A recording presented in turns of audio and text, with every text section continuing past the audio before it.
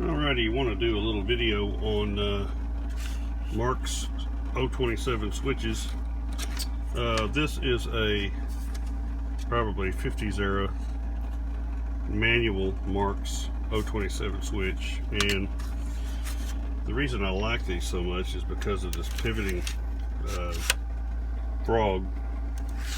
You know, it makes a really good smooth transition, you know, and you can pick these up relatively cheap on eBay or wherever. And anyway, I'm gonna have raw switches on my layout. There's one there, but in the smaller few places I'm gonna have some of these. I'm gonna try to do this with one hand, and what I wanted to show how I made this work. This is Menards track, which I've got on my layout, 031. So when you refer to 031, it doesn't just mean the radius, it means the height. Why they came up with that, I have no idea. Everything that's in this size, even if it's an 042 turnout, is considered 027. Anyway, so what you begin to do is you got to get the, I just threw that on there. This is hard to do with one hand. You got to get the small pins out that were they were in this end here, and how you do that is you just flip it over and take a bladed screwdriver, spread those ends of the rails apart, and they'll fall right out. And then I take an awl. This one is just about exactly the same size as, you know, an 031 pin, line nail pin, whatever you got.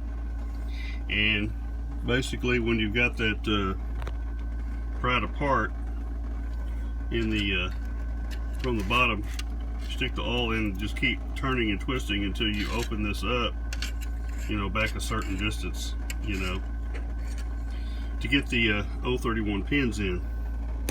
Okay, now that's one way to get those to match, and if you do it a while and work with it, it'll slide right in there and it'll lock in pretty tight. And then I take the track pliers, because you're going to booger these up a little bit, pulling them apart, and they all spread out. Then you just take it and use the pliers after you've got it together, crimp it all back together.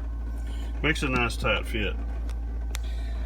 Another issue you have, of course, is the height here. This is shorter, obviously, than 031 track. So what I did is I took a piece of foam. I got this, you get this at Dollar Tree. It's $1 a sheet. I forgot how big the sheets are. They're pretty good size though. And I believe it's 3/8 thick. You can use Masonite if you don't have that, but this is a whole lot easier to work with. And I just cut a piece that fits underneath the switch, and you just set it on there. And then when you get it all attached down, you're not even going to be able to see it. That takes care of the height this way.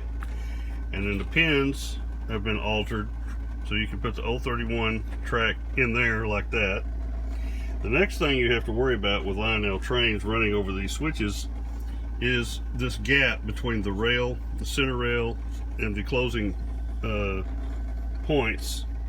What it is there's a little gap here in the rollers, and y'all probably all know this, it's uses, these will fall in there and get hung. So what I took was a piece of, this is actually a WD-40 straw that comes with an old can of WD-40, and cut it, you know, I don't know, probably an inch long, slid it right in there, and it's a nice tight fit. And what it does is it keeps that wheel, that roller, from dropping down, and you get a nice smooth transition. This one right here, you really can't put much of a pin in there. I mean, you could, but it's going to have to be really short, because you ain't got much room to play with right there. You know, you might get a 1/16 of an inch over there. I don't know. When I tested all this one with my locomotives, I didn't have any problem with this end. It was this one that they were hitting on, but these took care of it. So now it rolls right through there without an issue. So, you know, you put all this together, and sorry, I'm doing this with one hand.